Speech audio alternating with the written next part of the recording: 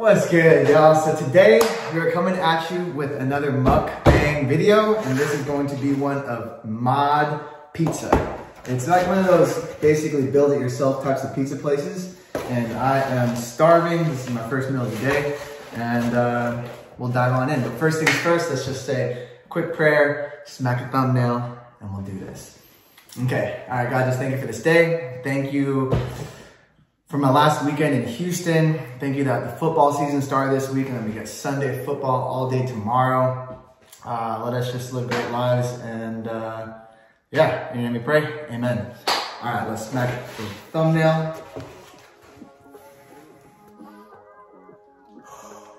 Let's go. Okay, so what are we working with? So today I got my mod pizza and I got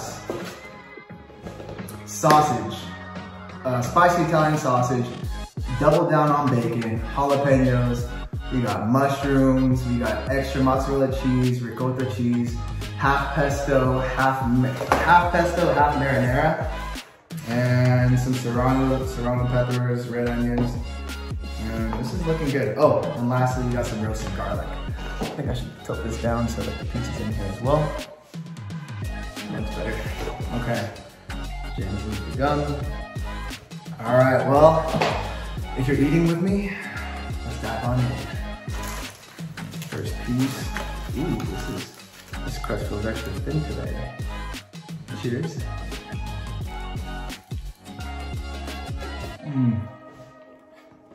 That ricotta cheese. It's like, there's a camera. It's just super melty and creamy.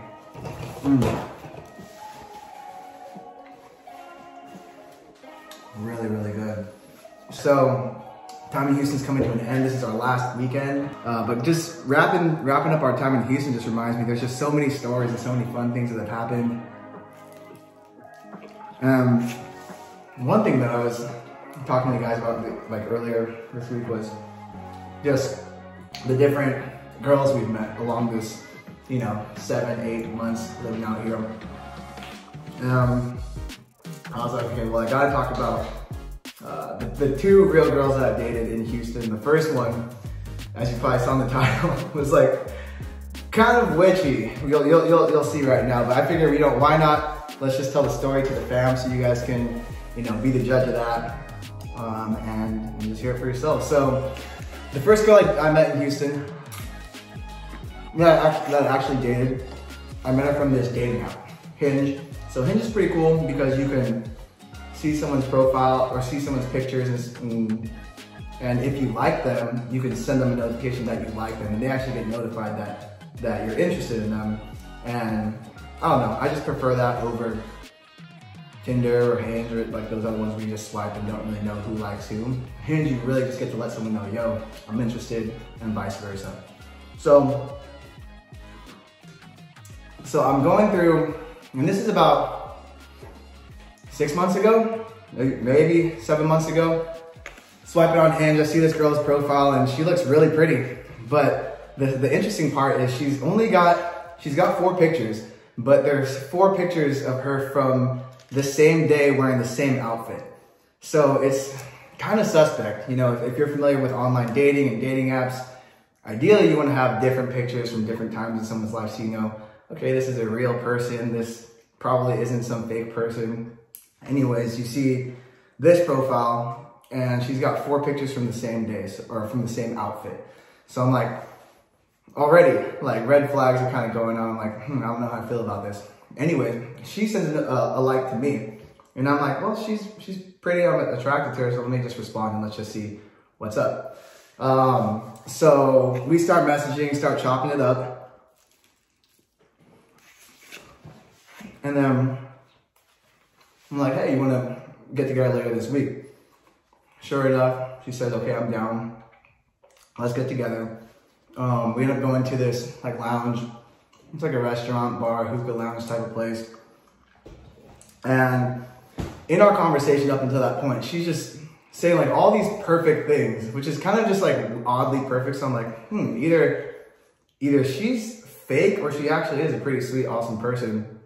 And I remember on the day of, I was telling Rob, like, dude, this is sketch, man. This is her profile. I showed him her profile. And he's like, dude, she may be fake, you know? So going into this date, I'm nervous, like, oh, am I about to get catfished? Is she gonna look completely different? So on that night, I sent Rob the location of where we're gonna meet at. Made sure it was a public place. I'm like, I'm not trying to meet anywhere private. Made sure it was like a really public restaurant, bar, lounge type of place. And drive out there, like 30 minutes, which is like a normal Texas drive. And sure enough, she shows up. Just looks exactly like the picture. She's super pretty, really nice, fun. And we end up hanging out, eating food, grabbing some drinks, and just having a really good time. So come back, tell Rob and the guys, yeah, it went really well. And for the sake of the story, we'll go ahead and call her P. Okay, so met up with P. It was great, it was fun. And they're like, dude, nice. We should all hang out again. So we're planning on going out later the next week. We're actually later that weekend. So I invite her out. Turns out she's like a bottle service girl. She's been working at different bars in Houston for years. So she has really good connections. And for us, all being pretty much brand new to Houston, it's like, wow, this is a great girl to know. She's really well connected and she was able to get us into different places. So she ends up hanging out with the guys, meeting the guys. Everyone thinks she's pretty cool, for the most part. And overall, this went on for maybe about it wasn't that long, honestly. It was probably like a month and a half. And I remember sometimes I would just like plant these seeds and just ask questions like, oh, do you ever go to church and stuff like that? Just to see where someone's headspace is on that. And she'd be like, oh yeah, I go to church every Sunday. So I'm just thinking like, okay, this girl goes to church. Like, me too, I try to. And, sorry, I'm gonna take a bite. This looks like a really good bite with that roasted garlic right there.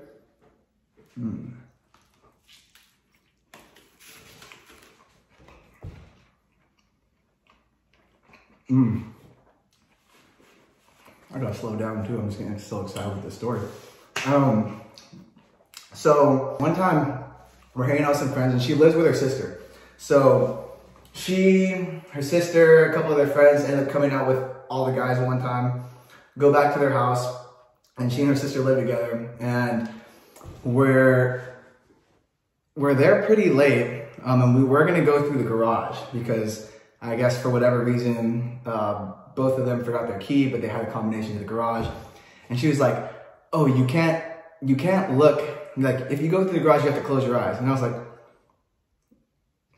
okay, like this is kind of strange, but okay. And then she's like, oh, actually, never mind. Just wait. We'll go through the garage and then we'll come and open the front door. So I'm like, okay, no big deal. Kind of weird, but whatever. So we end up going into her house from the front door. I realized, okay, she didn't let me go in through the garage. Kind of weird. And then whatever. Try not to make a big deal out of it.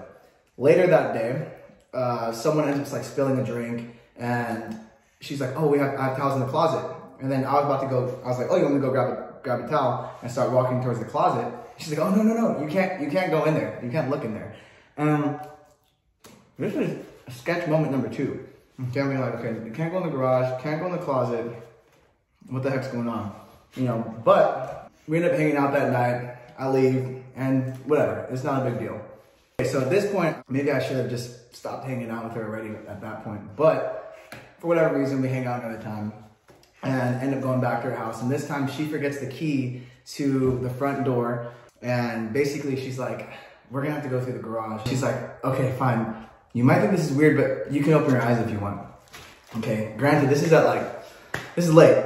Okay, and we walk into her garage, and against the wall of the garage, so you're walking, there's a car, and then against the back wall, there's two tall candles set up, and in the middle, there's this mini witch's cauldron. Like one of those things where witches are like stirring up potions and stuff. That thing is there on the floor, and she has like 4 of these, they look like train nails, like 9-inch nails that lock a train track down in place. There's like 4 or 6 of them coming out of this cauldron, and the candles are lit. And I'm just thinking like, what the heck is this? You know, this is not this is not normal, you know? At least for what my mind knows up until that point in my life. You know, this is very different for me. We go through through the garage door, or the garage door to the house, into the kitchen. And she's like, you probably think I'm crazy. You probably think I'm a witch, don't you? And I'm just like, I don't know what I think. I was like, that was definitely interesting. You want to like start explaining some of that? And then she's like, oh no. She starts just kind of avoiding it. Anyways, meanwhile, she starts pouring some drinks.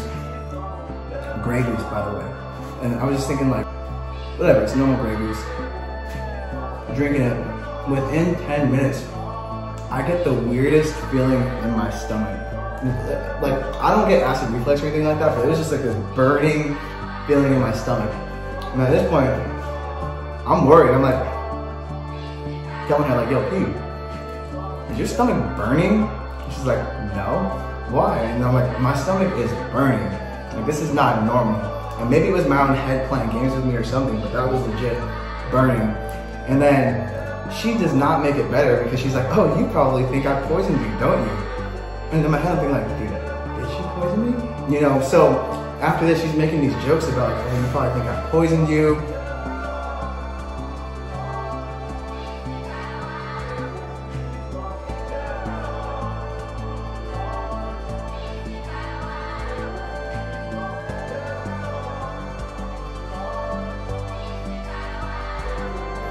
I'm at the point where I'm like, yo, dude, you literally just got poisoned by this girl, and she's laughing and joking about it. You need to go throw up. I go to her bathroom, force myself to throw up. Like, fingers down the throat, forcing myself to throw this up because I'm thinking, yo, like, I gotta leave her house and I gotta go run, like, drive to the hospital, get my stomach pumped to see what she just poisoned me with. And then the weird part is I'm like, yo, I gotta go. And she starts getting like emotional, like, oh my gosh, no, like, no, like, don't leave. She's like, I'm so sorry. I was just joking. I didn't do anything to you. She's like, let me make you some food. You'll feel better. And I'm like, no, like, don't make food. I'm not gonna eat your food. It's gonna make me feel better. She's like, no. She's like, trust me. This will make you feel better. She cooks food. She starts like cooking eggs and making a sandwich. And I'm like, yo, like, I'm not gonna eat that. I am totally okay. Even these little cheese puff Cheetos she's offering me, I'm like, so sketched out. I'm like, I do not want to eat anything. And at this point, her sister, when I'm on the couch, like getting ready to leave, but I'm just like, I feel bad because I don't know if she really did something, and I'm just kind of torn. Her sister walks out of her bedroom, looks at me, gives this freaky like look, and she goes like, or does like a witch's laugh or something, and walks out the front door. I look at Pierre, I'm like, yo, what was that? You know, why did she do that? And she's like, oh, my sister, she's just going to go smoke. She smokes like late at night sometimes, and she's just messing with you. And I'm thinking like, yo, what the heck? Like, this is crazy. I'm feeling like I just got poisoned, and I was like, yo, I gotta go.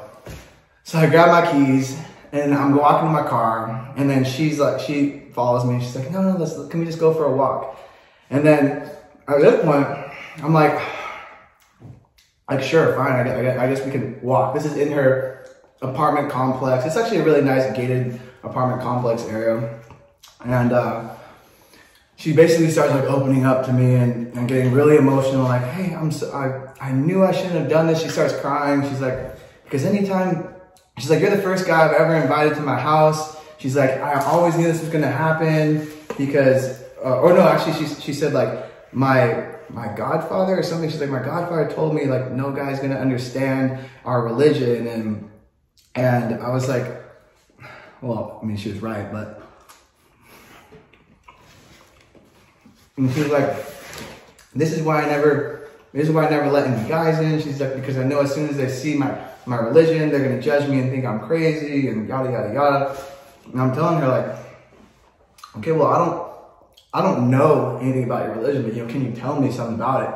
Because all this time she's been telling me like, yeah, I go to church on Sundays and stuff like that. I didn't really do much more investigating than that. You know, just thinking it's just like church, you know? But come to find out, it's like some interesting religion with like different gods that choose specific people. Like when you're born, you get your specific god, and if you get like a certain one, you're extra blessed. And she was explaining it to me, and I was like, well, this is really interesting stuff. Different for me. So clearly at that point though, she felt really bad. She was starting to cry. And I was like, hey, you know, I don't think you poisoned me, but that really was some weird feeling I got in my stomach, and I've never felt that before from drinking. Let me just say, I'm a seasoned veteran when it comes to drinking mixed drinks and just drinks in general. I enjoy a nice drink, but that was not a normal feeling that I was feeling. And, you know, maybe it was because I was in my own head about her potentially actually being a witch when I saw that cauldron stuff. And, you know, maybe I thought she actually did poison me, and I started to believe it. But that feeling was real. So I told her, I was like, yo, that was a real feeling. I was like, I wish it didn't happen, because then maybe I wouldn't have been so freaked out about you. But, you know, it is what it is. So I told her, I was like, hey, I gotta go. We can talk again tomorrow. But, you know, I just felt uncomfortable. Like I just needed to leave. And I've never felt like I was in an unsafe place with a woman before. I've always felt like I'm, you know, pretty safe. But that was my first time ever being at someone else's house and feeling like, yo, dude, you need to go. So end up talking to her the next day and basically saying like, hey, you know, I think you're really sweet. I think you're really cool, but, you know, clearly we just have like a lot of differences that I think, you know, would be some blockers as to why we probably don't make the perfect match. And I think she got it. And I told her, I was like, yo, like, I'm open to learning more about whatever, you know, your religion is, if you wanted to tell me more about it. And she sent me some videos and stuff like that were on YouTube, but it was just a lot. I was just trying to be a friend at that point, but yeah, so ended up cutting things off. I still, to this day, I don't know what her religion was. I don't know the significance of having that cauldron and those giant nails coming out of it. I'd be kind of curious to like try and ask her more so I can learn more about it. Not that I'm like actually interested in like becoming part of that, but just to, you know more. But that's the story of how I met up Hinge. Was glad she wasn't a fake profile. She ended up being real. I met the ZCC team, super normal, cool, fun, and then ended up finding out these interesting rituals and stuff that she had going on, which were just a little bit too different for me. So I had to go ahead and call it, cut it off. But you know, at this point though, I still think she's a cool girl. All things considered, I think she was sweet. And I don't have anything bad against her. I wish her a good life and, you know, all that. But when it comes to us, you know, trying to actually date and turn that into something real, I think that it's probably good that we try to be just friends. But yeah, I'm gonna go ahead and call it a mukbang. I didn't finish my pizza because I was talking the whole time, but I really did enjoy this, and I hope if you were eating with me, I hope you enjoyed your meal too. That's the story of when I might have dated a witch. Maybe not, I don't know. But we'll close it off with a quote from my mom that she always says when it comes to dating, relationships, all that stuff. She always says, James, remember, forever is a long time. And that's something I always think about when I'm dating someone. I'm like, that's a good point. Like, would I want to spend like forever with this person? You know, but yeah, to all you, remember, forever is a long time. So choose wisely. And thanks for hanging out. So much love. You can find me on Instagram, TikTok, YouTube, yada, yada, yada. Same thing, james.mizuki. And please feel free to like, comment, subscribe, and share this video if you would like. So much love. Talk to you guys soon. Peace. Let's guess how much you guys think this is going to be, this whole cart. Probably like this 300. I'm going to go ahead and say 327. It is at the threes. The price is right. It is in the threes. Don't say 280. 280. Yeah, but I know it's in the threes. All right, the winner gets that life raft that's in the storage closet. All right, y'all. I just wanted to give you an update on Hurricane Nicholas. We are... Tropical Storm Nicholas. Tropical Storm Nicholas? Yep. Okay, so update on Tropical Storm Nicholas. We are at the crib. Just got back from Costco Sam's Club. Everything is loaded. We got snacks for days, waters, drinks. So we should be set, but we will be keeping y'all posted as the storm hits. It's supposed to hit tonight around like 6, 7 o'clock. What is up with his hair? Around 6 or 7 o'clock, but I'm sure between, you know, me and the guys will all be posting videos just to keep y'all in the loop. Much love, and let's see what's up with Hurricane Nick.